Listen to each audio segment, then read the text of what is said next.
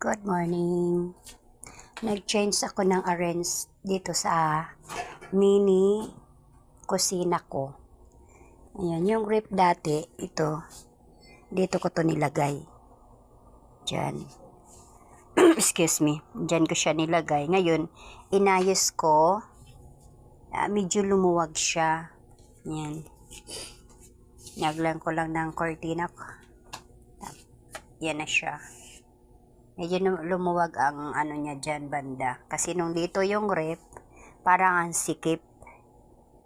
Tapos nung inayos ko, ayan, medyo umuki siya ngayon. Medyo maluwag. At yung electric pan, nailagay ko na siya dyan. Yung isa kasi, disabit ko doon. Dyan sa taas. Ito kasi, mas okay to dahil kahit saan mo ilipat, pwede.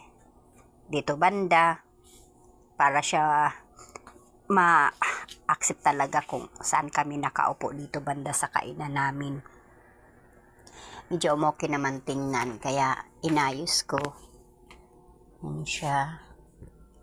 Kahit maliit lang talaga yung bahay mo, sa totoo lang, basta't malinis at maayos ang arrange, maganda siya tingnan. Parang maaliwalas baga sa paningin ng mata natin.